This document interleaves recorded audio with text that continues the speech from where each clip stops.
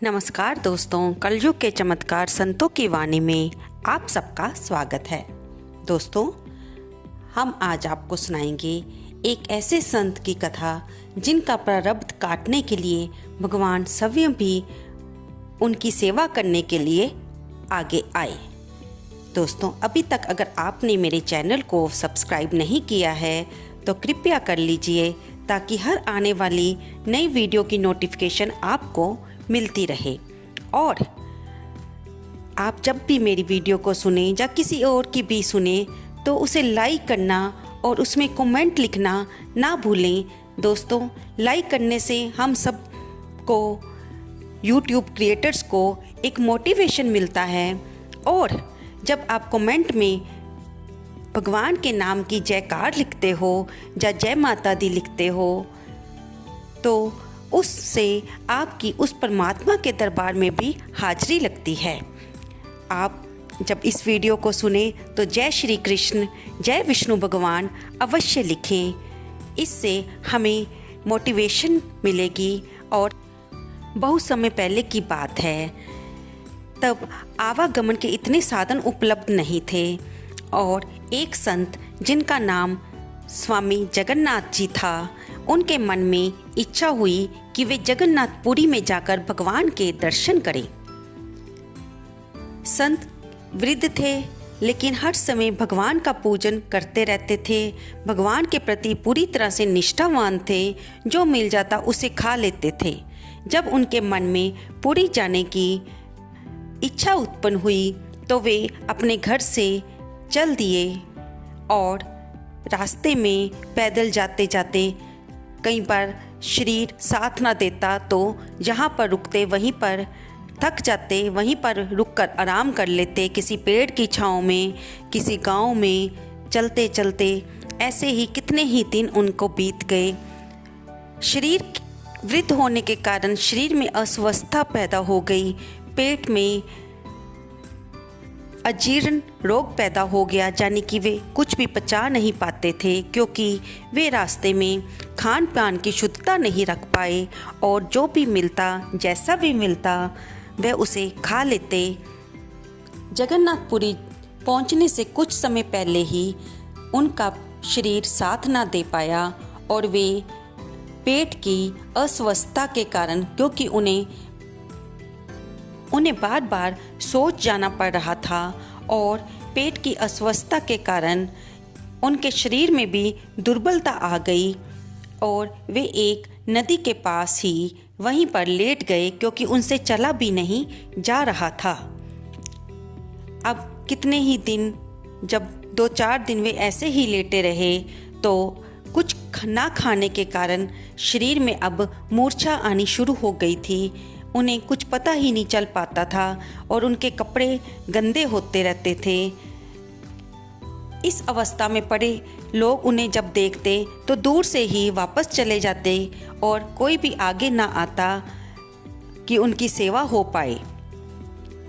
ऐसे ही वे बेहोशी की अवस्था में 2 दिन पड़े रहे तो भगवान को, अपने उस कृपा निधान प्रभु को, अपने उस भक्त वत्सल भगवान को अपने इस भगत पर दया आ गई और वे एक छोटे बालक का रूप धारण करके आए। उन्होंने आते ही स्वामी जी को नए वस्त्र पहनाए और उनके पुराने वस्त्र जो कि गंदे हो चुके थे उन्हें तालाब के पानी में जाकर धो डाला और उन्हें धूप में सूखने डाल दिया। फिर उस छोटे बालक के रूप में प्रभु ने स्वामी जी को थोड़ा औषधि का जल पिलाया, मूर्छावस्था में ही उनके मुंह में डाला। ऐसे 2 दिन प्रभु करते रहे।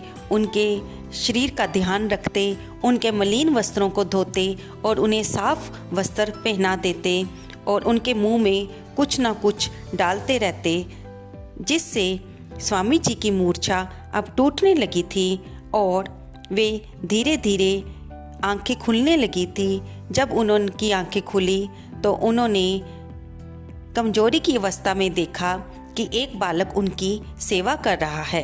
वे अभी इतना बोल नहीं पाते थे, इसलिए बालक से पूछ ना पाए कि वह कौन है, लेकिन वे उसे हर काम को करते हुए देखते रहे कि कैसे वह उनके गंदे वस्त्र धोता है और कैसे उनको स्वच्छ कपड़े पहना देता है। फिर उन्होंने देखा कि बालक उनके लिए कुछ खाने को भी ला रहा है। बालक ने उस स्वामी जी के मुंह में थोड़ी सी खिचड़ी डाली, जिसे स्वामी जी ने खाया। धीरे धीरे अब थोड़ा थोड़ा खाने से अब स्वामी जी के शरीर में बल आने लगा था।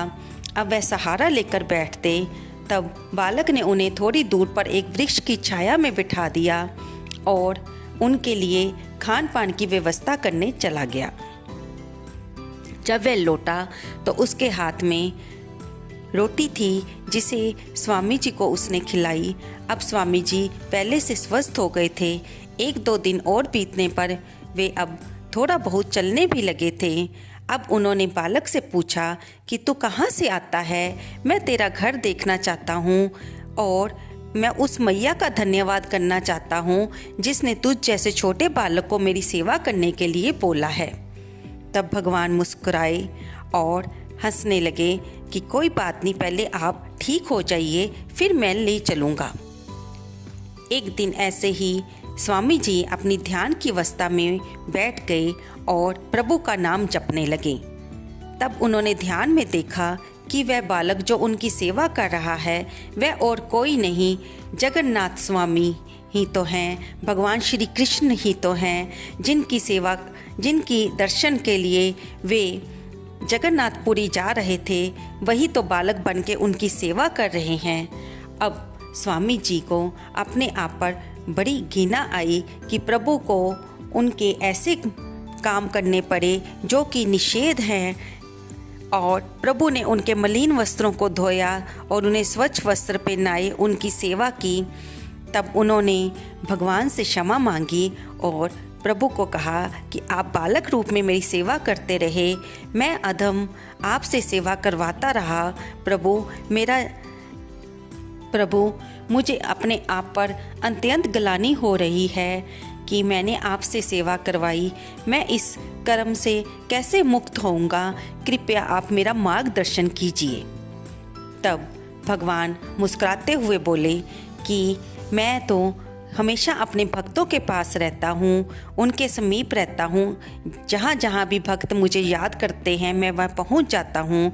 जब मैंने आपको इस अवस्था में देखा तो मैं आपके पास आ गया, और आप अपने मन में ये भाव बिल्कुल ना लाए कि मैंने आपकी इस तरह से सेवा की है।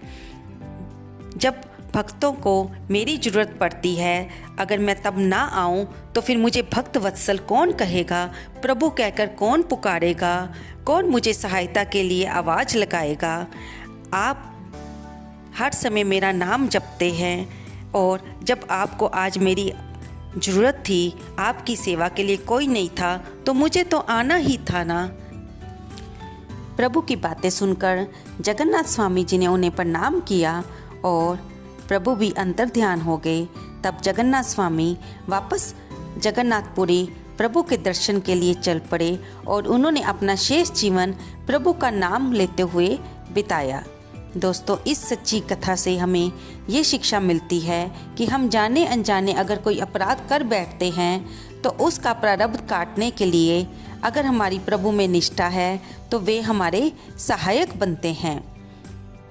तो दोस्तों, आपको ये कहानी कैसी लगी?